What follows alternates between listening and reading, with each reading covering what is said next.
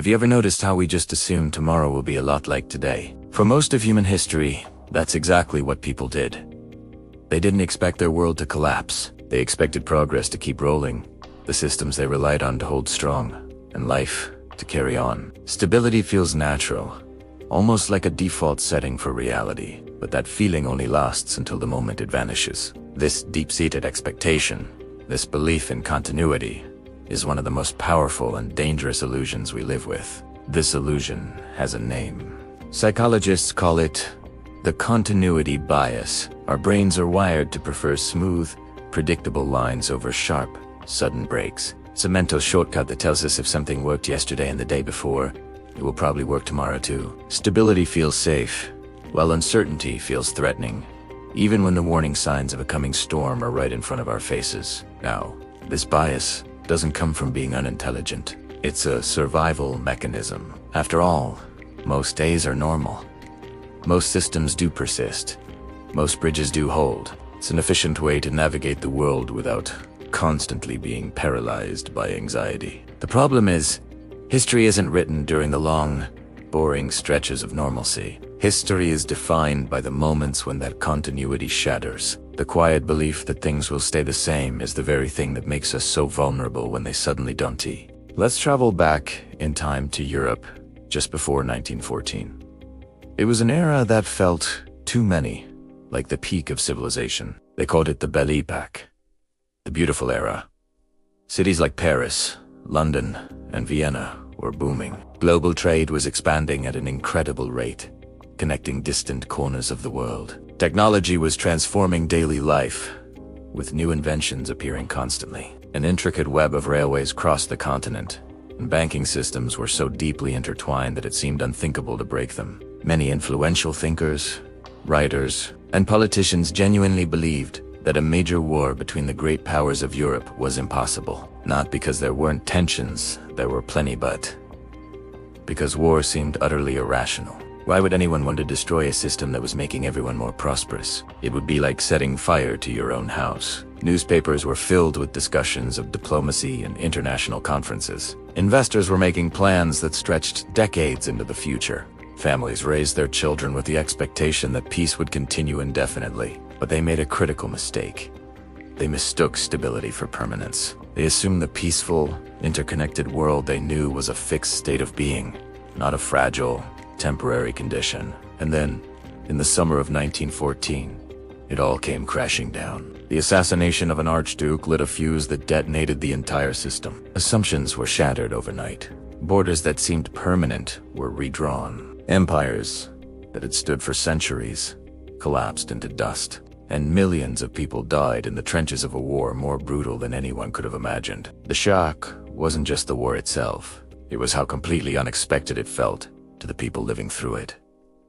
The world they knew had simply vanished. So why are we so good at ignoring the warning signs? Before a major collapse, whether it's a war, a financial crisis, or a revolution, the signals are almost always there, but they rarely show up as a giant, flashing red light. Instead, they appear as small anomalies, things that don't quite fit the pattern. They look like temporary disruptions that we assume will resolve themselves, or they're seen as exceptions to the rule, easily explained away with a convenient story. Our minds are incredibly skilled at a process called normalization. Instead of questioning the stability of the entire system when something goes wrong, we just adjust our expectations to incorporate the new, slightly worse reality. If the stock market wobbles, we don't think the system is broken. We call it a healthy correction.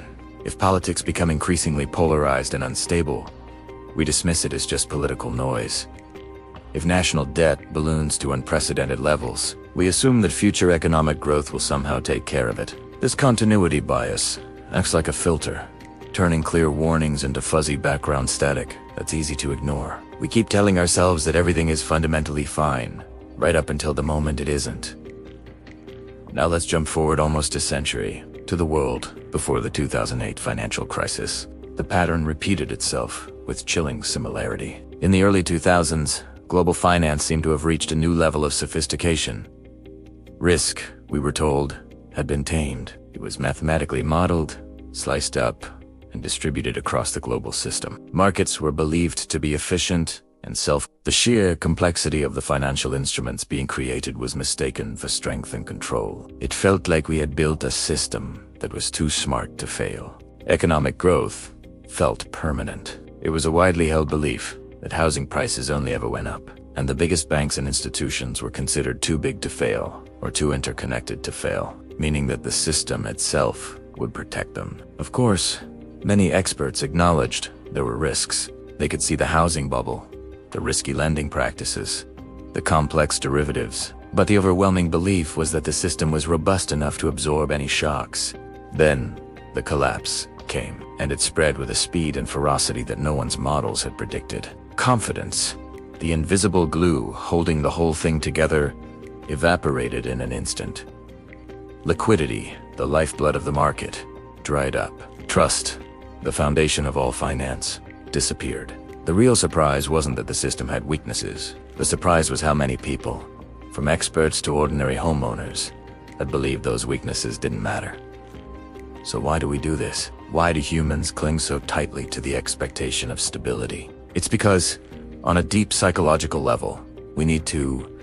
Living with constant uncertainty is cognitively expensive. It drains our mental energy and creates chronic anxiety. Predictability, on the other hand, allows us to function. It allows us to plan for the future, to invest our time and resources, to build careers, and to form stable identities. Our entire society is built on a set of shared expectations of normality. We trust that the traffic lights will work, that our currency will have value tomorrow, that our laws will be enforced. Without that shared belief in a stable tomorrow, cooperation breaks down. So, we assume tomorrow will look like today, not because we have proof, but because our ability to function as individuals and as a society requires that we believe in it. This belief works beautifully as a social technology, day in and day out, until one day, reality decides to break it. This brings us to the fundamental pattern of surprise that defines so much of history. History rarely shocks us because change happens. It shocks us because change often happens suddenly, or at least it feels that way.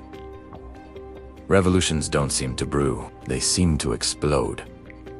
Financial crashes don't creep in, they feel abrupt. Wars don't gradually begin, they feel like a sudden, shocking break from peace. But beneath every one of these sudden events lies a long, slow build-up of pressures and tensions, a period that felt completely ordinary to the people living through it. Stability doesn't end gradually and gracefully. It erodes invisibly for a long time, and then it breaks asymmetrically, all at once. It's like a dam that holds against rising water pressure, looking perfectly strong, until a single crack appears, and the entire structure gives way in a catastrophic flood. In the end, what does this all tell us? It tells us that the future is never truly stable. It's only temporarily predictable. History isn't shaped by the long, quiet periods of calm. It's shaped by the dramatic, transformative moments when that calm breaks. We, as humans, expect and even require stability because our survival and our sanity demand it. But history constantly defies that expectation because reality doesn't care about our beliefs or our need for comfort. Surprise, then, isn't an exception in the story of humanity. It is its signature.